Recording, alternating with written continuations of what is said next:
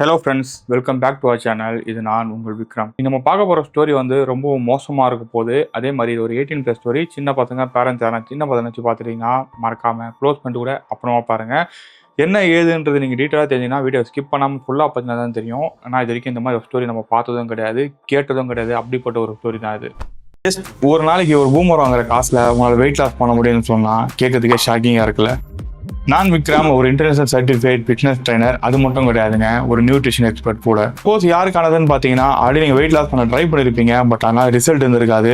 சில பேர் வந்து வெயிட் லாஸ் பண்ணணும், பட் எப்படி பண்ணுறதுன்னு தெரியாமல் ஒரு கன்ஃபியூஷன் இருப்பீங்களே, உங்களுக்கான கோர்ஸ் தான் இது. ஸோ இந்த கோர்ஸை நீங்கள் என்ரோல் பண்ணணும்னு நினச்சிங்கன்னா கீழே டிஸ்கிரிப்ஷனில் லிங்க் கொடுத்துருக்கேன், அதில் போய் என்ரோல் பண்ணிக்கோங்க. அது மட்டும் கிடையாது, இந்த கோர்ஸ் முடிச்சதுக்கப்புறம் உங்களுக்கு கேலரி ட்ராக்கிங், அதுக்கப்புறம் வந்து பார்த்தீங்கன்னா மீல் ட்ராக்கிங், அப்புறம் சாம்பிள் டயட் பிளான்ஸ், இந்த மாதிரி நிறைய டூல்ஸ் வந்து உங்களுக்கு அவைலபிளாக இருக்கும். ஸோ இந்த டூல்ஸ் எல்லாம் நீங்கள் யூஸ் பண்ணி உங்களால் ஈஸியாக weight loss or fat loss பண்ண முடியும். இதுல ஒரு அடிஷனல் போனஸ் என்னன்னு பாத்தீங்கன்னா, எவ்ரி மந்த் இதுல ஒரு மாடியூலும் ஆட் பண்ண போறோம். ஸோ இந்த மாடியூல் எதை பத்தினது இருக்க போகுதுன்னு பாத்தீங்கன்னா, பயோஹேக் பத்தி இருக்க போகுது. இந்த பயோஹேக்ன்றது என்னன்னா, நீங்க வெயிட் லாஸ் பண்றீங்களா, அட் சேம் டைம் உங்க ஏஜையும் ரிவர்ஸ் பண்ண முடியும். விச் மீன்ஸ் உங்க மெட்டபாலிக் ஏஜை ரிவர்ஸ் பண்ண முடியும். அதை பத்தின கோர்ஸும் வந்து பாத்தீங்கன்னா ஃபர்தர் ஆட் பண்ண போறோம். இது எல்லாமே ஜஸ்ட் நீங்க பே பண்ற இந்த காஸ்ட்ல தான் அடங்கும் போது ஃபர்தர் இந்த சார்ஜஸும் வாங்க போறதும் கிடையாது. ஸோ வேணும்னு நினைக்கிறவங்க கீழே டிஸ்கிரிப்ஷன் லிங்க் இருக்குது, இப்போ யூஸ் பண்ணிக்கங்க. இன்கேஸ் உங்க ஃப்ரெண்ட்ஸ் யாராவது வந்து ஸ்ட்ரகிள் ஆகுறாங்கன்னா அவங்களுக்கு லிங்கை ஷேர் பண்ணுங்க. இப்போ நம்ம சேனலுக்கு ஃபஸ்ட் டைம் வரீங்க, சப்ஸ்கிரைப் பண்ணாமல் பார்த்துருந்தீங்கன்னா மறக்காமல் சப்ஸ்கிரைப் பண்ணுங்கள். பக்கத்தில் பெல் ஐக்கான் இருக்கும், அதை கிளிக் பண்ணி ஆலில் போட்டிங்கன்னா நான் வீடியோ போஸ்ட் பண்ண உடனே உங்களுக்கு நோட்டிஃபிகேஷன் வந்துடும். ஸோ உங்கள் ஃப்ரெண்ட்ஸுக்கும் இந்த வீடியோ ஷேர் பண்ணிச்சுன்னா மறக்காமல் ஷேர் பண்ணிடுங்க, லைக் பண்ணுங்கள். உங்களுக்கு எதாவது கருத்து தெரிஞ்சுன்னா மறக்காமல் கமெண்ட் செக்ஷனில் போஸ்ட்டும் பண்ணிடுங்க.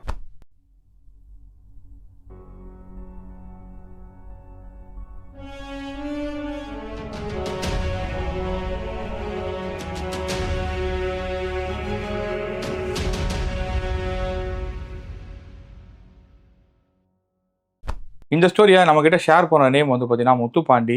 இவர் தூத்துக்குடி மாவட்டத்தை சேர்ந்தவர். இந்த சம்பவம் எங்கே நடந்ததா சொல்லியிருக்காருன்னு பார்த்தீங்கன்னா, திருநெல்வேலியில் வந்து ஒரு கிராமத்தில் நடந்ததாக சொல்லியிருக்காங்க. அது கிராமம்னு சொல்கிறது, அந்த சம்பவம் நடக்கும்போது தான் அது கொஞ்சம் கிராமமாக இருந்திருக்கு. இப்போ அது நல்லா டெவலப் ஆகி ஒரு டவுனாகவே ஆயிடுச்சு. அப்படிப்பட்ட இடத்துல தான் அந்த திருநெல்வேலின்னு சொல்லும்போது அங்கே நிறைய அந்த சிப்பாட்லாம் இருக்குது பார்த்தீங்களா, அந்த இடத்துல இருக்கிறவங்க தான் நிறைய பேர் இப்போ அந்த ஏரியாவில் ஸ்டே பண்ணியிருக்கிறதாகவும் சொல்லியிருக்காங்க. ஸோ அவர் எக்ஸாக்டாக வந்து எந்த இடம்னு சொல்லாதீங்கன்னு சொல்லியிருந்தாரு. ஸோ அதனால் அந்த இடத்த நான் சொல்லக்கூடாதுன்னு தான் இருக்கேன். ஏன்னா சொன்னால் தேவையில்லாமல் பிரச்சனை வரதுக்கும் வாய்ப்புகள் இருக்குது. ஏன்னா இதனால் பாதிக்கப்பட்டவங்க நிறைய பேர் அப்படின்றதுனால, இது ஒரு பில்டிங்கை சம்மந்தப்பட்ட விஷயன்றதுனால கூட சில பேருக்கு வந்து அதனால் பாதிப்பு ஆகும் அப்படின்றதுனால அதை சொல்லாதீங்கன்னு சொல்லியிருந்தாரு. ஆனால் அந்த பேர் நான் சொல்ல போகிறதுல நான் நடந்தது வந்து பார்த்தீங்கன்னா திருநெல்வேலியில் தான் அந்த சம்பவம் நடந்திருக்கு. அப்படி இந்த சம்பவம் யாருக்கு நடந்திருக்குன்னு கேட்டிங்கன்னா, மிகவும் வந்து ஒரு மனுஷ ஜென்மத்துக்கே சேர்த்து இல்லாத ஒரு மனுஷனுக்கு தான் நடந்திருக்கு. ஸோ ஆனால் மனுஷன் சொல்கிறத மிருகன்னு கூட சொல்ல முடியாது. அதை விட வந்து இந்த உலகத்திலே வாழ தகுதி இல்லாத ஒரு உயிரினம் தான் அதுன்னு சொல்லலாம். அப்படிப்பட்ட ஒரு ஆளு தான் நடந்திருக்கு. அந்த ஆள் பேர் வந்து பார்த்தீங்கன்னா தனபால் தான். ஒரிஜினல் நேமே தனபால் தான் சொல்லியிருந்தாரு. அதையே சொல்லுங்கள், ஒன்றும் பிரச்சனைலாம் கிடையாது அப்படின்ற மாதிரி தான் சொல்லியிருந்தாரு.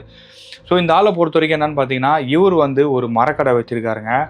ஸோ மரக்கடை வச்சுட்டு அந்த கடையில் வந்து பார்த்தீங்கன்னா நிறைய இந்த எப்படி சொல்கிறது, இல்லீகல்னு சொல்கிறத விட கொஞ்சம் வந்து யார் மேலே இறக்கப்பட மாட்டான். அப்படிப்பட்ட ஒரு ஆள் தான் அவன். எப்படி சொல்கிறது, மனுஷங்க மேலே இறக்கப்பட மாட்டான், உயிரினத்து மேலே இறக்கப்பட மாட்டான். எது வந்தாலுமே வந்து பார்த்திங்கன்னா அவனுக்கு பிடிக்கவே பிடிக்காது. ஆனால் நல்லா இருந்தாலும் பிடிக்காது. அப்படிப்பட்ட ஒரு கேரக்டர் தான் அந்த ஆளோட கேரக்டர். சரிங்களா. இந்த ஆளுக்கு வந்து என்னென்னு பார்த்தீங்கன்னா, இவன் வந்துட்டு சொந்த வீடு வந்து ஊருக்குள்ளே இருக்குது. ஆனால் இவனுக்கு வந்து என்னென்னு பார்த்தீங்கன்னா ஒரு அப்பார்ட்மெண்ட் கட்டணும். ஏன்னா அப்பார்ட்மெண்ட் கட்டினா இங்கே வந்து ஃப்ளிப்கார்ட்லாம் வருது. ஸோ ஃப்ளிப்கார்ட்டில் இருக்க நிறைய பேர் அங்கே தான் தங்குவாங்க அப்படின்னு சொல்லிட்டு இவன் பிளானும் பண்ணுறான். இந்த ஆள் பிளான் பண்ண மாதிரி என்ன செய்கிறான்னு பார்த்தீங்கன்னா, ஊருக்குள்ளேயே இவனுக்கு ஒரு இடம் இருக்குது. அந்த இடத்துல வந்து பார்த்தீங்கன்னா ஒரு அப்பார்ட்மெண்ட்டும் கட்டுறான். அந்த அப்பார்ட்மெண்ட் வந்து பார்த்தீங்கன்னா ஒரு ரோ ஹவுஸ் மாதிரி கட்டுறான். ஒரு பில்டிங்கில் வந்து 4 வீடு இருக்கிற மாதிரி வந்து இந்த ஆள் கட்டியும் வைக்கிறான். அப்படி கட்டினது மட்டும் இல்லாமல் இந்த ஆள் என்ன செய்கிறான்னு பார்த்தீங்கன்னா, அந்த காம்பவுண்டு சுற்றி வந்து நிறைய காம்பவுண்ட் செவுர் கட்டுறான். காம்பவுண்ட் செவுர் மட்டும் கட்டினது இல்லாமல் அந்த மேலே வந்து பார்த்தீங்கன்னா எலக்ட்ரிக் வேலி போடுறான். அது காரணம்னு பார்த்தீங்கன்னா, அதுக்குள்ளே பூனை இந்த மாதிரி எதுவுமே வந்துடக்கூடாது அப்படின்றதுக்காக வந்து அந்த மாதிரி ஒரு வேலையை பார்க்குறான். இது வந்து நிறைய பேர் வந்து அப்போஸ் பண்ணுறாங்க. ஏன்னா தெரியாதரமாக யாருன்னா அதனால் கை வச்சிட்டாங்கன்னா அது மாதிரி ஆகுங்கன்னு சொல்கிறாங்க. பட் இந்த ஆள் வந்து அதை கேட்கவும் மாட்டேன்னா, கேட்காம தான் இந்த மாதிரி வேலையும் பண்ணுறான். நாளாக என்ன ஆகுதுன்னு பார்த்தீங்கன்னா, அந்த இடத்துல வந்து நிறைய பேர் குடி வராங்க. குடி வரும்போது என்ன ஆகுது, அந்த இடத்துல நிறைய பேர் மக்களுங்க இருக்கிறாங்கன்னா அந்த இடத்துல நாய்ங்களும் இருக்கும்ல. அப்படி தான் அந்த ஏரியாவில் வந்து ஒரு சில நாய்ங்களும் சுற்றிட்டு இருந்திருக்கு. இந்த நாய்ங்க என்ன பண்ணணும்னு பார்த்தீங்கன்னா, அப்பப்போ இவங்க காம்பவுண்டுக்குள்ளே வந்துடும். அதுக்கு காரணம் என்னன்னு பார்த்தீங்கன்னா, காம்பவுண்டில் இருக்கவங்க ஒரு சில பேர்லாம் அந்த நாய்க்கு சாப்பாடு போடுவாங்க. இந்த ஆள் வந்து எப்போனா தான் அந்த இடத்துக்கு வந்து பார்ப்பான், இந்த இடம் எப்படி இருக்குது, ஆள் எப்படி இருக்காங்க பார்க்கறதுக்காக. அப்படி வரும்போது ஒரு நாள் ஆகுது பார்த்தீங்கன்னா, அந்த நாய் ஒன்று உள்ளே வந்திருக்கு. இந்த நாய் வந்தோடனே அந்த நாயை வந்து பார்த்தீங்கன்னா கல் எடுத்து அடிக்கிறான். இது அடிக்கிறதுனால அங்கே இருக்கிறவங்களுக்கும் அவங்களுக்கும் நிறைய பிரச்சனை வருது. எதுக்கு இது மாதிரி வாயிலா ஜீவன்லாம் அடிக்கிறீங்க அப்படின்ற மாதிரிலாம் பிரச்சனை வருது. இது என்னோட அப்பார்ட்மெண்ட்டுங்க, என்னோட இடம், என்னோட இடத்துல எந்த நாய் வந்தாலும் அடிக்க தான் செய்வேன் அப்படின்ற மாதிரி பிரச்சனை பண்ணுறான். அந்த ஆள் இப்போ பண்ணியிருந்தானா தூக்கி உள்ளே வச்சுருப்பாங்க. அப்போ வந்து அதுக்கேற்ற மாதிரி சட்டங்கள் எதுவுமே கிடையாது. அதனால் தப்பிச்சுக்கிட்டான். இதனால் தனப்பா என்ன பண்ணுறான்னு பார்த்தீங்கன்னா, அந்த அப்பார்ட்மெண்ட் அந்த காம்பவுண்டுக்குள்ளேயே சின்னதாக ஒரு ரூம் கட்டுறான். ரூம் கட்டிட்டு அந்த இடத்துல அவங்க சொந்தக்கார ஒருத்தரையும் வந்து பார்த்தீங்கன்னா செக்யூரிட்டி கார்டாகவும் கொண்டு வந்து வைக்கிறான். பட் அந்த ஆளுக்கும் வந்து பார்த்தீங்கன்னா இந்த உயிரினத்து மேலெலாம் வந்து கொஞ்சம் அக்கறை இருக்கிறதுனால அந்த ஆள் இதை பெருசாக கண்டுக்கிறது கிடையாது. இந்த ஆள் வரப்போகிற டைம் மட்டும் அந்த நாயெல்லாம் வெளியில் விரட்டி விட்டுருவான். இந்த மாதிரி தான் தொடர்ந்து பண்ணிட்டு வந்துட்டு இருக்கான். ஒரு கட்டத்தில் என்ன ஆகுதுன்னு பார்த்தீங்கன்னா, இந்த நாய் உள்ளே வர்றது போகிறது எல்லாமே இந்த ஆளுக்கு தெரியுதுனால என்ன செய்கிறான்னு பார்த்தீங்கன்னா, ஒரு நாள் உள்ளே காத்திருந்து அந்த நாய் வரும்போது என்ன பண்ணான்னா, ஒரு நாயை அடித்து துடிக்க அங்கேயே வந்து பார்த்தீங்கன்னா கொன்னுடுறான். அந்த நாயை கொல்லும்போது அந்த நாய் வந்து பார்த்தீங்கன்னா ப்ரெக்னெண்ட்டாகவும் இருந்துகிட்ருக்கு. கிட்டத்தட்ட அங்கேயும் இங்கேயும் ஓடும்போது ஒரு குட்டி வந்து வயிற்றில் இருக்க குட்டி இந்த ஆள் அடிச்சதில் வெளியில் வந்திருக்கு. எப்படி பிறக்காத ஒரு குட்டி வந்து வெளியில் வந்திருக்கு. அதை கூட பார்க்காம இந்த ஆள் அங்கே போட்டு அந்த நாயை அடின்னு அடித்து அங்கேயே வந்து கொலையும் பண்ணியிருக்கான். அப்படி கொலை பண்ண கொஞ்ச நாள் என்ன ஆகுதுன்னு பார்த்தீங்கன்னா, ஒரு நாய் இருக்குதுன்னா, ஒரு பெண் நாய் இருக்குன்னா, அதுக்கு துணை ஒரு ஆண் நாய் இருக்கும்ல. ஒரு கருப்பு கலரில் ஒரு நாய் வந்து அங்கேயே சுற்றிட்டு இருந்திருக்கு. சுற்றி வந்து பார்த்தீங்கன்னா சத்தம் கொடுத்துருந்துருக்கு. ஸோ இந்த நாய் வந்து கடைசி ஒருத்தர் செத்து கிடந்தது பார்த்தீங்களா, அந்த இடத்துலேயே மோப்பு முடிச்சு அங்கேயே கத்திட்டு இருந்திருக்கு. அங்கே இருக்கிறவங்க எல்லாமே வந்து பார்த்தீங்கன்னா ரொம்ப பாவப்பட்டு அந்த நாய்க்கு வந்து சாப்பாடெல்லாம் கொடுத்துருக்காங்க. ஆனால் அது சாப்பிடாம வந்து பார்த்தீங்கன்னா அது குத்திட்டே தான் இருந்துகிட்ருக்கு. இது தெரிஞ்சுக்கிட்டு வேணா செய்கிறான்னு பார்த்தீங்கன்னா, அந்த செக்யூரிட்டி ரூம் இருக்குல்ல, அந்த ரூம்லேயே ஒரு சின்னதாக ஒரு கிச்சன் மாதிரியும் இருக்குது. அதுக்குள்ளே வந்து அந்த செக்யூரிட்டி வந்து சுடு தண்ணி வைக்க சொல்கிறான். சுடு தண்ணி வந்து பார்த்தீங்கன்னா நல்லா கொதிக்கிற மாதிரி வெயின்னு சொல்கிறான். அந்த செக்யூரிட்டி கார்டும் வந்து எதுக்கு ஒரு சுடு தண்ணி கேட்குறாரு அப்படின்னு சொல்லிட்டு எப்பவுமே வந்து ஒரு காருக்கு வந்து ரேடியேட்டருக்கு தண்ணி ஊற்றுறதுக்காக கேட்பாரு. ஆனால் இந்த டைம் வந்து சுடு தண்ணி கேட்குறாரு. எதுக்கு கேட்குறாரு தெரியலன்னா, நல்லா கொதிக்கிற மாதிரி வேணும். அவரு நல்லா கொதிக்கிற மாதிரி தண்ணியை வச்சிடுறாரு. வச்ச உடனே என்ன சொல்கிறாருன்னு பார்த்தீங்கன்னா, அந்த தண்ணி கேனை வெளில எடுத்துடுவா, அந்த ட்ரம்மை வெளில எடுத்துடுவான்றாரு. அந்த செக்யூரிட்டி கார்டும் வந்து கொதிக்கிற தண்ணியை வந்து பொறுமையாக வெளில கொண்டு வராரு. இருந்தாலும் என்ன பண்ணுறான்னு பார்த்தீங்கன்னா, அந்த தண்ணியை எடுத்துகிட்டு வந்துவேன் அங்கே நாய் படுத்துட்டு இருந்திருக்கு. எதுனா செத்துப்போன நாய் இருக்குது பார்த்தீங்களா, அதோட ஜோடியாக இருந்த இன்னொரு நாய், அது செத்துப்போன நாய் இருந்த இடத்துலேயே படுத்துருந்துருக்கு. இந்த தண்ணியை கொண்டு வந்து வேகமாக என்ன பண்ணியிருக்கான் பார்த்தீங்கன்னா, அந்த படுத்திருந்த நாய் மேலே ஊற்றிருக்காங்க. ஊற்றின ஸ்பாட்டில் அந்த நாயோட தோல்லாம் அங்கேயே வள்ளிட்டு போயிருக்கு.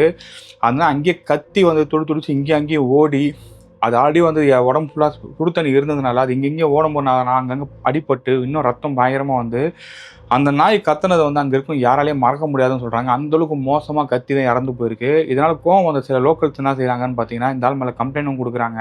ஆனால் அப்போ வந்து பார்த்தீங்கன்னா, இந்த மாதிரி ரூல்ஸ் ரெகுலேஷன்ஸ்லாம் இல்லை. இந்த சம்பவம் நடக்குது 2000 முந்தின காலகட்டத்தில். ஸோ இந்த மாதிரி ரூல்ஸ் ரெகுலேஷன்ஸ் எதுவுமே இல்லை. அந்த டைம்லாம் வந்துட்டு கவர்மெண்ட்டே நாயை கொண்டு போயிட்டு கொன்னுடுவாங்க. ஸோ அந்த மாதிரியான சம்பவங்கள் தான் நடந்துட்டு தான் இருந்துச்சு அந்த டைமில். அதுக்கப்புறமா தான் 1997 அப்புறமா தான் வந்து இந்த மாதிரி நாயை கொல்லக்கூடாது, இனப்பெருக்கத்தை வந்து கண்ட்ரோல் பண்ணணும், நாய் இனப்பெருக்கம் பண்ணக்கூடாது, அதுக்கான மருந்து மாத்திரை எல்லாமே கொடுக்கணும் அப்படின்னு சொல்லிட்டு கவர்மெண்ட் ரூலும் கொண்டு வந்தாங்க. ஸோ இதுக்கு முன்னாடி நடந்ததுனால யாருமே அதை பெருசாக எடுத்துக்கல. சொல்லி வச்ச மாதிரி என்ன நடக்குதுன்னு பார்த்தீங்கன்னா, இந்த ஆளுக்கோட பையனுக்கு வந்து கல்யாணம் பண்ணுறாங்க. அந்த சம்பவம் நடந்து கொஞ்ச நாள் கழிச்சு வந்து கல்யாணம் பண்ணுறாங்க. ஆனால் அந்த சம்பவம் நடந்ததுக்கு அப்புறம் வந்து அங்கே ஒரு சில விஷயங்களும் நடக்குது. அது என்னன்னு பார்த்தீங்கன்னா, நைட்டான அந்த இடத்துல வந்து நாய் ஊழ விடுற சத்தம் இதெல்லாம் கேட்கவும் ஆரம்பிச்சிருக்கு. இந்த சத்தம் கேட்கறதுனால அங்கே ஏரியாவில் இருக்கிற நாய்ங்களே வந்து வேற ஒரு ஏரியாவுக்கு வந்து போகவும் ஆரம்பிச்சிருச்சு. யூஸ்வலாக ஜென்ரலாக இந்த மாதிரி நாய்ங்கள்லாம் ஒரு டெரிட்டரி வந்து ஃபிக்ஸ் பண்ணிடுச்சுன்னா அங்கேருந்து இன்னொரு இடத்துக்கு போகாது. ஆனால் அந்த நாய்ங்கள்லாம் வந்து பக்கத்தில் இருக்கிற காட்டு பகுதிக்கு இந்த மாதிரிலாம் போகவும் ஆரம்பிச்சிருக்கு. ஸோ இந்த இடத்துல வந்து பார்த்தீங்கன்னா, இந்த மாதிரி நாயோட உருவம் தெரியுது. அதே மாதிரி வந்து சம்மந்தமே இல்லாமல் பார்த்தீங்கன்னா, ஊழ விடுற சத்தம்லாம் கேட்குது. ஆனால் இந்த இடத்துல நாயே கிடையாது அப்படின்னு சொல்லிட்டு லோக்கல் இருக்க எல்லாருமே வந்து கம்ப்ளைண்ட்டும் பண்ணியிருக்காங்க. இதெல்லாம் இந்த ஆளுக்கிட்ட போய் சொல்கிறாங்க, இந்த மாதிரிலாம் சத்தம் கேட்குதுங்க, எங்கள் நைட்டு இருக்க முடியலன்னு சொன்னோடனே, இந்த மாதிரிலாம் வந்து மூட நம்பிக்கையான விஷயம்லாம் பேசிட்டு இருக்காதுங்க என்கிட்ட, அந்த மாதிரிலாம் எதுவும் நடக்காது அப்படின்ற மாதிரி அந்த ஆளும் வந்து அங்கே ஆர்கியூ பண்ணுறாரு. ஸோ ஆர்கியூ பண்ண அந்த சம்பவம்லாம் நடந்து கொஞ்சம் வருஷத்துலேயே வந்து ஒரு 3-4 வருஷத்துல அவங்க பையனுக்கு வந்து கல்யாணம் பண்ணுறாங்க. கல்யாணம் வந்து ரொம்ப ஆடம்பரமாக கிராண்டாக தான் பண்ணுறாங்க. ஸோ அந்த கல்யாணம் முடிச்சதுக்கப்புறம் எல்லாருக்குமே நைட் வந்து அந்த ஃபஸ்ட் நைட் நடக்கும் பார்த்தீங்களா, அந்த நைட்டு வந்து என்ன நடக்குதுன்னு பார்த்தீங்கன்னா, அங்கே வித்தியாசமாக ஒரு சம்பவம் நடக்குது. என்னன்னா, அந்த கல்யாணம் ஆன பொண்ணு அந்த ரூம்குள்ளே போகிறாங்க. ரூம்குள்ளே போனேன் அந்த பையன் இருக்கிற கண்டிஷனை பார்த்து இவங்க பயந்து அலறிச்சு வெளியிலேயும் ஓடி வராங்க. என்னடாச்சு பையனுக்குன்னு சொல்லிட்டு இவங்க உள்ளே போய் பார்க்குறாங்க. உள்ளே போய் பார்த்தா அந்த பையனோட கண்ணே தெரியல. அந்த கண்ணு கருவெளி இருக்குது பார்த்தீங்களா, சுற்றி அந்த வெள்ளை கலர் இது இருக்குது பாருங்கள், அது ஃபுல்லாக வந்து ரெட்டாக தான் இருந்திருக்கு. அதுவும் நார்மல் ரெட்டு கிடையாது. ஒரு தக்காளி பழத்து மேலே வந்து ஒரு கருப்பு ஸ்டிக்கர் ஓட்டினா எப்படி இருக்குமோ அந்த மாதிரி தான் அந்த பையனோட கண் வந்துட்டுருக்கு. அந்த பையன் என்ன பண்ணான்னு பார்த்தீங்கன்னா, பெட்டை போட்டு பொறான்றான். அதே மாதிரி வந்து அந்த பையன் வந்து அந்த பையனோட கை வந்து நக்க ஆரம்பிக்கிறான். ஒரு நாய் வந்து என்னென்னலாம் செய்யுமோ அது எல்லாத்தையுமே அந்த பையன் பண்ணிட்டு வந்துட்டுருக்கான். ஸோ இந்த பையனுக்கு வந்து ரேபிஸ் ஏதோ வந்துருச்சு போலன்னு சொல்லி ஹாஸ்பிட்டலுக்கு கூட்டு போய் வந்து டெஸ்ட்லாம் பண்ணுறாங்க. டெஸ்ட்லாம் பண்ண அந்த பையனுக்கு வந்து ரேபிஸ்லாம் எதுவுமே கிடையாதுங்க. ஏதோ சைக்கலாஜிக்கல் பிரச்சனை மாதிரி இருக்குது, கொஞ்ச நாள் ட்ரீட்மெண்ட் கொடுத்தா சரியாரு அப்படின்றாங்க. ஆனால் இது கண்டினியூ ஆகிட்டே தான் இருந்துகிட்ருக்கு. பையன் வந்து நைட் டைமில் மட்டும் அந்த மாதிரி பண்ணுறான். அதுவும் குறிப்பாக வந்து அந்த பொண்ணு கூட தனியாக இருக்கும்போது மட்டும் அந்த மாதிரி பண்ணுறான். பகல்லலாம் நார்மலாக தான் இருந்துட்டு இருக்கான். இது வந்து தொடர்ந்து வந்து பார்த்தீங்கன்னா கண்டினியூ ஆகிட்டே இருந்துகிட்ருக்கு. இதுக்கு நடுவில் வந்து அந்த கல்யாணம் பண்ண பொண்ணுக்கும் பக்கத்து வீட்டில் இருக்கிற ஒரு பையனுக்கும் வந்து பழக்கமாகுது. பழக்கமான என்ன ஆகுதுன்னு பார்த்தீங்கன்னா, அந்த பொண்ணு இந்த பையனை விட்டுட்டு அந்த பையன் கூடயே ஓடியும் போயிடுறான். இதனால ஒரு பெரிய பிரச்சனை ஆகுது. அந்த பொண்ணோட வீட்டுக்கும் இவங்க வீட்டுக்கும் பிரச்சனை ஆகுது. கடைசி அந்த பொண்ணும் வந்துடுது. பொண்ணும் வந்து என்ன சொல்லிடுதுன்னு பார்த்தீங்கன்னா, இவன் கூடலாம் நல்லா வாழ முடியாதுங்க. இவன் வந்து ஒரு மாதிரி நாய் மாதிரி பண்ணிட்டு இருக்கான். நைட் ஆச்சுன்னா அவங்க வீட்டில் எவ்வளோ சொல்லியாச்சு.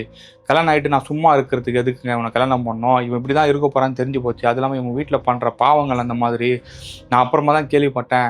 இந்த ஆள் கட்டின வீட்டில் வந்து நாய்ங்க இருந்துச்சு, கொலை பண்ணியிருக்கான். அதனால கூட இப்படி நடக்கலாம். நான்லாம் இங்கே இருக்க முடியாதுன்னு சொன்னோடனே அந்த பொண்ணோட வீட்லேயே வந்து அதுதான் சரின்னு சொல்கிறாங்க.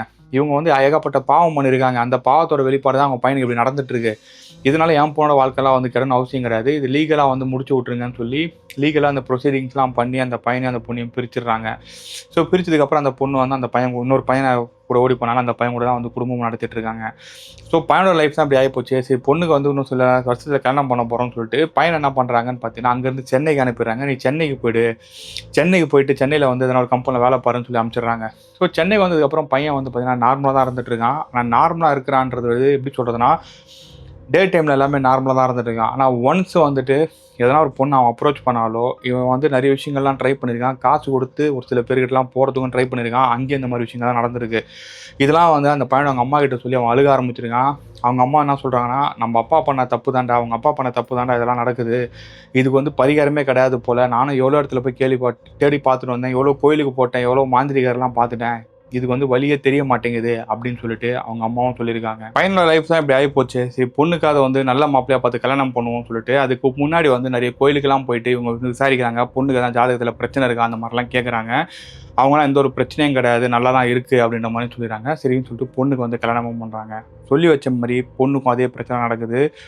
பொண்ணுக்கு வந்து நைட்டு ஃபர்ஸ்ட் நைட் நடக்கும்போது அன்றைக்கி நைட்டும் இதே மாதிரியான ஒரு பிரச்சனை தான் நடக்குது. பொண்ணும் கிட்டத்தட்ட நாய் மாதிரி தான் பிஹேவ் பண்ண ஆரம்பிக்கிறாங்க. இதை தெரிஞ்சவொடனே அந்த பையன் உஷாராயிடுறான். அந்த பையன் ஓப்பனாக சொல்லிடுறான், இங்கே பாருங்கள் இது நம்மளுக்கு செட்டே ஆகாது. உங்கள் பையனோட கதை ஆல்ரெடி எனக்கு தெரியும். ஸோ உங்கள் பையன் விஷயத்தில் தான் அப்படி நடக்குதுன்னு பார்த்தா உங்கள் பொண்ணோட விஷயத்தில் நடக்குது. நாளைக்கு காலையிலே இதுக்கு ஒரு முடிவு காட்டி ஆகணும். இதுக்கப்புறம் உங்கள் பொண்ணு கூட நல்லா குடும்பம் நடத்த முடியாது அப்படின்னு சொல்லிட்டு அன்றைக்கி நைட்டு அந்த பையன் என்ன செய்கிறான்னு பார்த்தீங்கன்னா, இவனோட வீட்டை விட்டு அந்த பையனோட வீட்டுக்கும் போயிடறான். ஸோ ஃபர்ஸ்ட் நைட் அந்த முறைப்படி உங்கள் வீட்டில் தான் நடக்கும் அந்த மாதிரி பண்ணுறாங்க போல். ஸோ பையன் வீட்டு எங்கே நடந்துச்சுன்னு தெரில. ஸோ இந்த மாதிரி நடந்தவொன்னே அந்த பையன் கோச்சிட்டு போயிடறான். மறுநாள் காலையில் வீட்டில் இருக்கிறவங்க பெரியவங்க எல்லாருமே வந்துடுறாங்க. வந்துட்டு வந்து எல்லாருமே வந்து பேச ஆரம்பிச்சு இந்த மாதிரி விஷயம்லாம் சொல்லிட்டு இருக்காங்க. அப்போ என்ன நடக்குதுன்னு பார்த்தீங்கன்னா, அக்கம் பக்கத்தில் நிறைய பேர் இந்த விஷயம் தெரிய வருதுல்ல, எல்லாருமே காடு பாதையாக பேச ஆரம்பிக்கிறாங்க. இந்த ஆள் தனபால் வந்து ஒரு நாயை வந்து துடிக்க கொன்னான். அது மட்டும் இல்லாமல் அதோட ஜோடி நாயும் கொன்று போட்டான். அதோட ஆன்மா வந்து இங்கே தான் சுற்றி இருந்துச்சு. நான் நிறைய வாட்டி இவங்ககிட்ட சொன்னோம். இவன் வந்து எங்ககிட்டயே வந்து பார்த்தீங்கன்னா தவறால் பேசினான். இப்போ அனுபவிக்கிட்டோம். இவங்க பண்ண தப்பு தான் எல்லாமே நடக்குது அப்படின்னு சொல்லிட்டு எல்லாருமே வந்து பார்த்தீங்கன்னா தனபாலை போட்டு சாவ மேலே சாப்பிட ஆரம்பிச்சிருக்காங்க. தனபால் வந்து அதுலேருந்து வெளியிலே வர முடியல. நான் ஊரில் எந்த கடைக்கு போனாலும் எது பேசினாலுமே சரி, இவர் பேரே வந்து பார்த்தீங்கன்னா நாய்க்கொல்லன் தனபால்னு தான் பேரே வச்சுட்டாங்க. அப்படிப்பட்ட பேர் வந்து எல்லாருமே கிட்டேயும் வந்து பார்த்தீங்கன்னா பரவ ஆரம்பிச்சது. இந்த சம்பவம் நடந்ததுக்கப்புறம் என்ன ஆகுதுன்னு பார்த்தீங்கன்னா, அந்த ஏரியாவில் இருக்கிற நாய்ங்களே வந்து அடிக்கிறதுக்கு நிறைய பேர் வந்து யோசிச்சுருக்காங்க.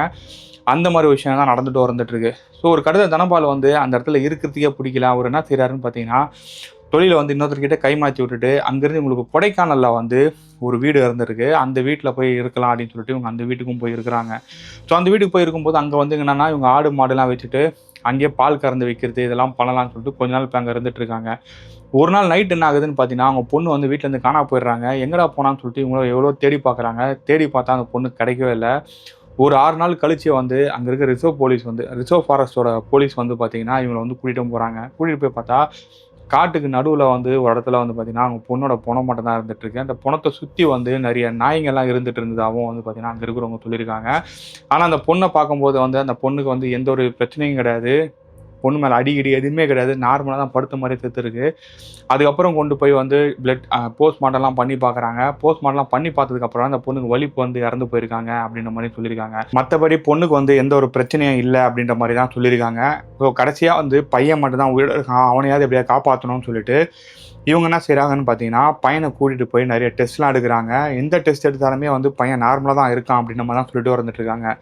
கடைசியாக வந்து அந்த ஊரில் இருக்கிற கோயில் பூசாரி வந்து ஒரு விஷயம் சொல்கிறாரு இவங்ககிட்ட. என்னன்னா, காலபைரவரோட வாகனம் தான் நாய். அந்த நாயை நீ கொன்னுட்ட. நீ என்ன பண்ணு, நீ நேராக கிளம்பி காசிக்கு போ. காசிக்கு போய் அங்கே இருக்கிற அகோரிங்களை போய் பாரு. அவங்க உனக்கு எதனா பதில் சொல்லுவாங்க அப்படின்னு சொல்லிட்டு இவரும் அங்கே கிளம்பி போயிருக்காரு பையனையும் கூட்டிகிட்டு. அங்கே போயிட்டு காசியை பொறுத்த வரைக்கும் பார்த்தீங்கன்னா, அங்கே தமிழர்கள் அதிகமாக இருக்கிற இடமும் இருக்குது. தமிழர்களே வந்து அங்கே சில சத்திரங்கள்லாம் கட்டி வச்சுருப்பாங்க போகிறவங்கலாம் தங்குறதுக்கு. அந்த மாதிரி சத்திரத்தெல்லாம் தங்கி அங்கே இருக்கிற ஓனர்கிட்ட வந்து இவர் நடந்த விஷயத்தை எல்லாத்தையுமே சொல்கிறாரு. அவர் வந்து என்னதான் ஒரு மேலே கோவம் வந்தாலும் சரி இவ்வளோ விஷயம் நடந்துருச்சு, இதுக்கப்புறமா ஒரு கஷ்டப்படக்கூடாதுன்னு சொல்லிட்டு அங்கே இருக்கிற ஒரு அகோரி சாமியார்கிட்ட ஒரு கூட்டிகிட்டும் போகிறாங்க. அங்கே போய் அந்த அகோரி சாமியார்கிட்ட போய் இவர் பேசும்போது அந்த அகோரி சாமியார் வந்து பார்த்தீங்கன்னா வாய்க்கு வந்தபடி ஒரு திட்டம் ஆரம்பிக்கிறாரு. திட்டினது மட்டும் கிடையாமல், இது உன் குடும்பத்துக்கு வந்த சாபம், இதுலேருந்து நீ வெளியில் வரவே முடியாது, உனக்கு வந்து அந்த சாபம் தான் உன்னை சுற்றி இருக்கிறவங்க எல்லாருக்குமே அது ஒரு பாடமாக அமையும், உனக்கு வந்து இதுக்கப்புறம் வந்து குடும்ப விருத்தியே கிடையாது, இதுதான் லாஸ்ட்டு, உன் பையன் தான் கடைசி, உன் பையனுக்கு அப்புறமா வந்து எந்த ஒரு வாரிசுமே உனக்கு கிடையாது, நீ எதனா தத்தெடுத்து தான் வளர்க்கணும் அப்படின்ற மாதிரி அந்த அகோரி சாமியாரும் சொல்லியிருக்காரு. ஸோ அதை கேட்டதுக்கப்புறம் இதுக்கு பரிகாரமே இல்லைன்னு கேட்டால், இதுக்கெல்லாம் பரிகாரமே கிடையாது, ஒரு நாய் எப்படி நீ துடிக்க கொல்ல முடியும், அதுவும் உன்ன மாதிரி உயிர் தானே, நீ கடவுள் தான் எல்லாரையும் படைச்சாருனா கடவுள் தான் அந்த நாயையும் படைச்சிருக்காரு, அப்படி இருக்கும்போது அதை உயிர் எடுக்கிறதுக்கு உரிமை உனக்கு யார் கொடுத்தா, இந்த மாதிரி வேலையை நீ பார்த்ததுனால தான் உனக்கு இந்த மாதிரி பாவம் வந்து சேர்ந்து போச்சு, நீ மட்டும் கிடையாது இந்த உலகத்தை நிறைய பேர் அப்படி தான் பண்ணிட்டு இருக்காங்க, தான் மட்டும் தான் உயர்ந்தவங்க மற்றவங்கலாம் கீழே தான் அப்படின்னு சொல்லிட்டு எல்லாருமே வந்து எல்லா உயிரினத்தையும் போட்டு கொல்றது செய்யறது மாதிரிலாம் பண்ணிட்டு இருக்காங்க. அவங்கவுங்களுக்கு அவங்கவுங்க வாழ்க்கையில் வந்து அதுக்கேற்ற மாதிரியான சில பலன்கள் வந்து கிடச்சிட்டு தான் இருக்குது, அதை அவங்க அனுபவிச்சுட்டு தான் இருக்காங்க. ஆனால் உனக்கு தான் நடந்தது தான் கொடுமையான ஒரு விஷயம், ஆனால் இந்த கொடுமையான விஷயம் வந்து எல்லாருக்குமே ஒரு பாடமாக தான் அமையும், இதுக்கப்புறம் இதுலேருந்து நீ வெளியே வர முடியாது, இப்படி தான் நீ கடைசி வரைக்கும் வாழணும் அப்படின்னு சொல்லிட்டு தனபாலை திட்டி அங்கேருந்து அனுப்பிடுறாரு. தனபால் அதுக்கப்புறம் எவ்வளோ ட்ரை பண்ணி பார்க்குறாரு, எங்கெங்கேயோ போகிறாரு, ஆனால் இன்ன வரைக்குமே வந்து அவரால் அது வந்து வெளியில் வர முடியலன்னு சொல்கிறாங்க. இப்போ தனபால் வந்து எங்கே இருக்காருன்னு பார்த்தீங்கன்னா கொடைக்கானல் ஒரு இடத்துல வந்து பார்த்தீங்கன்னா ரெசார்ட் வச்சிருக்காரு, அந்த ரெசார்ட்டை தான் மெயின்டைன் பண்ணிட்டு இருக்கிறதா சொல்கிறாங்க. அது மட்டும் கிடையாது, அவர் பையன் வந்து பெங்களூர் ஏதோ ஒரு கம்பெனியில் தான் இன்ன வரைக்கும் ஒர்க் பண்ணிட்டு இருக்கிறதாகவும் சொல்கிறாங்க. மற்றபடி அவனோட டீட்டெயில்ஸ் வந்து எதுவுமே ஒரு ப்ராப்பராக நம்மக்கிட்ட சொல்லலை. ஸோ இப்போ தனபால் என்ன பண்ணிட்டு இருக்காருன்னு பார்த்தீங்கன்னா, நாயை கண்டால் ஒரு பயம் வருது, அது மட்டும் இல்லாமல் அவர்கிட்ட இருக்கிற அங்கே ஏரியாவில் இருக்கிற நாய்ங்க எல்லாத்துக்குமே, அந்த கொடைக்கானல் இருக்கிற நாய்ங்க எல்லாத்துக்குமே சாப்பாடு போடுறாரு, ரெகுலராக வேக்சினேஷன், அதுங்களுக்கு கருத்தடை ஆப்ரேஷன் பண்ணி இனப்பெருக்கம் பண்ணக்கூடாதுன்னு சொல்லிட்டு அது எல்லாமே வந்து கண்ட்ரோல் பண்ணிட்டு இருக்கிறதாகவும் சொல்கிறாங்க. மற்றபடி ஒரு டீட்டெயில்ஸ் எதுவுமே வந்து முத்துப்பாண்டி நம்மக்கிட்ட சொல்லலை. ஸோ இந்த ஸ்டோரியை பொறுத்த வரைக்கும் நான் சொல்கிறது என்னன்னு பார்த்தீங்கன்னா, எனக்கும் வந்து ஆரம்ப காலத்தில் வந்து இந்த நாய்ங்கள்லாம் வந்து பிடிக்காம தான் இருந்துச்சு ஒரு கட்டத்தில். எப்படி சொல்கிறதுனா, அதுங்க ரோட்டில் இருக்கிறது அதை கொண்டு வந்து வீட்டில் வைக்கக்கூடாது அப்படின்ட்டு. பட் ஒரு நாய் வந்து ஒருத்தவங்க லைஃப்பில் வந்து அவங்க லைஃபே கொஞ்சம் சேஞ்ச் ஆகுதுன்னு வச்சுக்கங்களேன். அப்படி இருக்கும்போது தான் அந்த அனிமல்ஸை பற்றின விஷயங்கள் நம்ம புரிஞ்சிக்க முடியும். அது நாய் மட்டும் கிடையாது, பூனை, நீங்கள் சும்மா இல்லைங்க, காக்கா அணிலுக்கு கூட வந்து நம்ம கம்யூனிகேட் பண்ண முடியும். நீங்கள் ஜஸ்ட் ஒரு காக்கா தானே அப்படின்னு சொல்லிட்டு நீங்கள் பார்த்துட்டு போயிட்டீங்கன்னா அது காக்கா மட்டும் தான். ஆனால் ஒன்ஸ் அந்த காக்காவோட நீங்கள் நடவடிக்கைலாம் பார்த்து அது கூட நீங்கள் பழக ஆரம்பிச்சிங்கன்னா ஈஸி. ஒரு காக்காவோட பழகிறதுன்றது ஈஸி கிடையாது. நீங்கள் நிறைய யூடியூப்பில் வீடியோலாம் பார்த்துருப்பீங்க. சில காக்காவில் வந்து கையில் வந்து சாப்பாடு வாங்கிட்டு போவோம், ஒரு புறா கிளி வளர்க்குற மாதிரி காக்காவெல்லாம் வளர்த்துட்டு இருப்பாங்கலாம் பார்த்துருப்பீங்களா. இதெல்லாம் ஒரு கனெக்ஷன் தான். ஸோ நம்மளால அவங்களுக்கு பிரச்சனை இல்லைன்னு தெரிஞ்சு போச்சுன்னா அவங்க நம்மக்கிட்ட ஈஸியாக பழகுவாங்க, நிறைய விஷயம் நம்மக்கிட்ட சொல்லவும் செய்வாங்க. இந்த மாதிரி நிறைய விஷயங்கள் வந்து அனிமல்ஸுக்கும் ஹியூமன்ஸுக்கும் ஒரு கனெக்ஷன் இருந்துட்டு தான் இருக்குது. ஆனால் நம்ம என்ன செய்கிறோன்னு பார்த்தீங்கன்னா, சில பேர் பண்ணுற தப்பு, நாய் வீட்டில் வளர்ப்பாங்க, நாய் வீட்டில் வளர்த்துட்டு அவங்க வீட்டில் ஒரு குழந்தை வாங்குகிறோம், இல்லை வேறு எதனா ஒரு விஷயம் நடக்குது அப்படின்னா அந்த நாயை கொண்டு வந்து யாருன்னா வளர்க்கணும்னு ஆசைப்படுறாங்க அவங்ககிட்ட கொடுக்க மாட்டாங்க, அது கொண்டு ரோட்டில் விட்டு போயிடுவாங்க. ரோட்டில் சுற்றும் போது மற்ற நாய்ங்க அதை ஏற்றுக்காது. கொஞ்சம் கொஞ்சமாக என்ன ஆகும்னு பார்த்தீங்கன்னா, இந்த நாய் அந்த திருநாய் கூட வந்து இனப்பெருக்கம் பண்ண ஆரம்பிச்சிடும், ஒரு நாய் இனமே உருவாக ஆரம்பிக்கும். இந்த மாதிரி தான் நிறைய நடந்துகிட்டும் இருந்துகிட்ருக்கு. இது குறிப்பாக அதிகமாக எப்போ நடந்துச்சுன்னு பார்த்தீங்கன்னா லாக்டவுன் டைமில் தான் நடந்துச்சு. இப்போ நீங்கள் சென்னை, தமிழ்நாடு நிறைய இடம் தான் எடுத்துக்கிட்டிங்கன்னா நாய் பிரச்சனை அதிகமாக இருக்குன்றாங்க. அது முக்கிய காரணமே இந்த லாக்டவுன் டைம் தான். ஏன்னா நீங்கள் ஒரு நாயை வந்து பார்த்துருப்பீங்க, உங்கள் ஏரியாவில் ஒரு நாய் இருக்கும், அந்த நாய் உங்களுக்கு பழக்கமாக இருக்கும். ஆனால் அந்த நாய் வந்து குட்டி போடும், அந்த குட்டிகளும் உங்களுக்கு பழக்கமாக இருக்கும். ஆனால் அந்த லாக்டவுன் டைமில் நம்மளால் வெளியில் போக முடியல, அந்த நாய்க்கு சாப்பாடு போட முடியல, அப்படி இருக்கும்போது நாய்க்கு சாப்பாடு கிடைக்காது. ஸோ அந்த டைம் அது இனப்பெருக்கம் பண்ணும், குட்டி போடும். ஸோ அது என்ன செய்யணும்னு பார்த்தீங்கன்னா, அந்த குட்டிங்களுக்கு வந்து இறையை தேடி பிடிக்கிறது தான் சொல்லிக் கொடுக்கும். ஸோ அப்படி இருக்கும்போது என்ன ஆகும்னு பார்த்தீங்கன்னா, அது டிஎன்ஏல இருக்கிற ஒரு விஷயம் தான். ஸோ அது வந்து சின்னதாக எதனா ஓடிச்சுன்னா அது துரத்தி பிடிக்கணும்னு தான் நினைக்கும். அதுவும் வளரும். அது சேம் டைம் 8 மாதத்துல மறுபடியும் அது இனப்பெருக்கம் பண்ணும், அதோட அம்மாவும் இனப்பெருக்கம் பண்ணும், மறுபடியும் ஒரு 8 மாதம். இது எல்லாமே ஒரு சைக்கிள் மாதிரி நடந்துகிட்டே இருக்கும். லாக்டவுன் 2 வருஷம் இருந்துச்சு. அப்போ 2 வருஷத்தில் பாருங்கள் எத்தனை நாய் இனப்பெருக்கம் பண்ணியிருக்கோன்ட்டு. இதுக்கு நடுவில் தெருவில் இருக்கிற நாயும் கொண்டு, வீட்டில் வளர்க்குற நாயும் கொண்டு ரோட்டில் விட்டு போனது, இந்த மாதிரி கண்டிஷன் நிறையா இருந்துச்சு. ஸோ இப்படி இருக்கும்போது அதோட தாய் நாய்க்கு வந்து நம்மளை பற்றி நல்லாவே தெரியும். ஹியூமன்ஸ்னால நம்மளுக்கு பிரச்சனை இருந்தாலும் அது குட்டிங்களுக்கு தெரியாது. ஸோ 2 வருஷம் கழிச்சு எல்லாம் வெளியில் வரும்போது இந்த குட்டிலாம் கொஞ்சம் அக்ரெசிவ்லாம் இருக்க ஆரம்பிச்சது. இதனால தான் நிறைய நாய்ங்கள்லாம் வந்து நிறைய பேரை கடிக்கிறது, இந்த மாதிரி விஷயங்கள்லாம் நடக்க ஆரம்பிச்சது. ஸோ நாய் இருக்கணுமா இருக்கக்கூடாதா, நாய் வந்து துரத்துச்சுன்னா என்ன பண்ணோம், இதை பற்றிலாம் நான் சொல்ல விரும்பல. அட்லீஸ்ட் உங்கள் ஏரியாவில் வந்து நாய் இருக்குன்னு நீங்கள் நினச்சிங்கன்னா, அது ரெகுலராக குட்டி போட்டுருக்குன்னு நினச்சிங்கன்னா, அட்லீஸ்ட் வந்து அதோட இனப்பெருக்கத்தை வந்து கண்ட்ரோல் பண்ண பாருங்கள். நீங்கள் வந்து காசுலாம் செலவு பண்ண தேவையில்ல. உங்கள் ஏரியாவில் இருக்க கார்ப்பரேஷன் ஆஃபீஸில் போய் நீங்கள் சொன்னீங்கனாலே போதும், இல்லை அவங்களுக்கு கால் பண்ணி சொன்னீங்கனாலே போதும், அவங்க கொண்டு போய் ஆப்ரேஷன் பண்ணி அது வேக்சினேஷன்லாம் போட்டு கொண்டு வந்து திருப்பி விட்டுருவாங்க. ஆனால் அது கொண்டு போய் திருப்பி விட்டுற வரைக்கும் நீங்கள் ஃபாலோ பண்ணுங்கள். ஏன்னா சில ஆஃபீஸில் வந்து சில ஆப்ரேஷனை கொண்டு போயிட்டு திருப்பி வந்து விட மாட்டாங்க. அது நானே நிறைய இடத்துல பார்த்துருக்கேன். இங்கே விட மாட்டாங்க, கொண்டு போய் வேற எங்கன்னா விட்டுருவாங்க. அது ஒன்றுக்கு ஒன்று கடிச்சிட்டு இது மாதிரி பிரச்சனை ஆகும். ஸோ ஸோ நாய்க்கு வந்து அதே மாதிரி ரேபிஸ்னு ஒன்று வரும். நாய் கடிச்சா ரேபிஸ் வந்துடும் சொல்லுவாங்கள்ல. ஆனால் அந்த ரேபிஸ் வந்து நாய் மூலியமாக தான் பரவுதான்னு கேட்டிங்கன்னா அது கிடையவே கிடையாது. நாய்க்கு எலி மூலியமாக தான் பரவும். ஏன்னா நாயை பொறுத்த வரைக்கும் அது எலிங்களை தான் இப்போ பிடிக்கும். அப்படி இருக்கும்போது தாய் நாய்க்கு வந்து நல்லாவே தெரியும் சாப்பாடு தான் நம்மளுக்கு உணவுன்றது. ஆனால் அந்த சாப்பாடு கிடைக்காம போகிற நேரத்தில் அது போய் எலிங்களெல்லாம் கடிச்சு திங்க ஆரம்பிக்கும். ஸோ அப்படி திங்கும் போது என்ன ஆகும்னு பார்த்தீங்கன்னா எலிங்கிட்ட இருக்கிற நோய் வந்து இதுக்கு பரவும். இது மூலிமா நம்மளுக்கு ரேபிஸ் வந்து பரவதுக்கு வந்து வாய்ப்புகள் இருக்குது. ஸோ இதுதான் ஒரு முக்கியமான விஷயம். ஸோ இந்த வீடியோட டேக்அவே அதுதான். ஏன்னா இந்த உயிரின்னு எடுத்துக்கிட்டிங்கன்னா எல்லா உயிருமே சமம் தான். எங்கள் அப்பார்ட்மெண்ட்டில் ஒரு ஆண்டி இருக்குது. அந்த ஆண்டிக்கு ஃபஸ்ட்டு நாய் தான் பிரச்சனையாக இருந்துச்சு. இப்போ நாய் மட்டும் பிரச்சனை கிடையாது, காக்கா, குருவி, அணில் எல்லாமே பிரச்சனை. ஏன்னா கத்துதுங்களாம், அங்கங்கே வந்து பார்த்தீங்கன்னா ஆய் போயிட்டு போகுதுன்னு சொல்லிட்டு அதுக்கும் பெரிய பிரச்சனை பண்ணிட்டு இருக்காங்க. ஸோ இந்த மாதிரி இருக்க தான் செய்கிறாங்க. நம்ம மட்டும் தான் வாழணும், மற்றவங்க சுற்றி எந்த ஒரு உயிரினமும் இருக்கக்கூடாதுன்னு நினைக்கிறாங்க. ஸோ அப்படி பார்த்தா எல்லா உயிரினமும் சமம் தான். ஒரு எப்படி சொல்கிறது, அந்த அப்படி பார்த்தா நீங்கள் கொசு, காக்கா, அப்படின்ட்டு சொல்லிட்டு போவீங்க. பட் என்னை பொறுத்த வரைக்கும் நம்ம கூட இன்ட்ராக்ட் பண்ணுறது, நம்மளால் அதுங்களாம் நம்மளுக்கு பிரச்சனை இல்லைன்ற ஒரு விஷயத்தில் இருக்கும்போது எல்லாமே நம்மளுக்கு வந்து தேவை தான். அது இருந்தால் தான் இந்த எக்கோ சிஸ்டமே ப்ராப்பராக இருக்கும். எல்லாத்தையும் அழிச்சிட்டு அதுக்கப்புறம் நாய், பூனையெல்லாம் நம்ம ஜென்ரேஷனுக்கு அப்புறம் வந்து பார்த்திங்கன்னா ஃபோட்டோவில் தான் பார்க்க முடியும். இதுதான் நாய், இந்த மாதிரி நாய் இங்கே இருந்துச்சு, இதுதான் பூனை, இந்த மாதிரி பூனைலாம் இங்கே இருந்துச்சுன்னு சொல்லிட்டு ஃபோட்டோவில் தான் காட்டுற மாதிரி இருக்கும். நாய், பூனை இல்லை, நீங்கள் காக்கா கூட எடுத்தீங்கன்னா அப்படி தான் இருக்கும். ஆந்தைங்கள்லே சில ஆந்தைகள்லாம் வந்து பார்த்திங்கன்னா அழிஞ்சு போச்சு. அந்த மாதிரி தான் வந்து கண்டிஷன் இப்போ இருந்துகிட்ருக்கு. ஏன்னா நம்ம பில்டிங்லாம் கட்டிட்டோம். ஸோ இந்த டாபிக் வந்து பேசினா பெருசாக போகும். ஸோ இந்த வீடியோட டேக்அவே இது தான். ஸோ இதே மாதிரி வந்து நிறைய இன்ட்ரெஸ்டிங்கான ஸ்டோரி வேணும்னு நினச்சினா மறக்காமல் சேனலை வந்து சப்ஸ்கிரைப் பண்ணிக்கங்க. இந்த வீடியோ பிடிச்சா உங்கள் ஃப்ரெண்ட்ஸுக்கு ஷேர் பண்ணுங்கள். இந்த வீடியோ பற்றின கருத்துக்கள் எதனா ஒன்று இருந்துச்சுன்னா மறக்காமல் கமெண்ட் செக்ஷனில் வந்து மென்ஷன் பண்ணுங்கள். ஸோ நாய் டாபிக் எடுத்திருக்கேன் அப்படி இருக்கும்போது நிறைய பேர் வந்து ஏராளமாக கமெண்ட் போடுவீங்க. சரி, நீங்கள் போடுற ஒரு கமெண்ட் வந்து இன்னொருத்தவங்க யோசிக்க வைக்கணும், இன்னொருத்தவங்க வந்து பதில் சொல்ல தூண்டணும். அந்த மாதிரியான ஒரு கமெண்ட்டாக தான் இருக்கணும். திட்டி வைக்கிறது, அதிகமாக பேசுறது, இது மாதிரிலாம் போனால் கமெண்ட்டை வந்து டெலிட் பண்ணுற மாதிரி தான் இருக்கும். நீங்கள் கேட்குற கேள்வி வந்து இன்னொருத்தவங்க பதில் சொல்கிற மாதிரி இருக்கணும். ஒரு உணவுபூர்வமான ஒரு கேள்வியாக தான் இருக்கணும். ஸோ அப்படி இருந்துச்சுன்னா தான் அதுக்கு நிறைய பேர் ரெஸ்பாண்டும் பண்ணுவாங்க, நானும் பண்ணுவோம் கூட. ஸோ அதை தாண்டி வேறு எதனா பேசுனீங்கன்னா கமெண்ட் வந்து டெலிட் பண்ணிடுவேன், பார்த்துக்குங்க.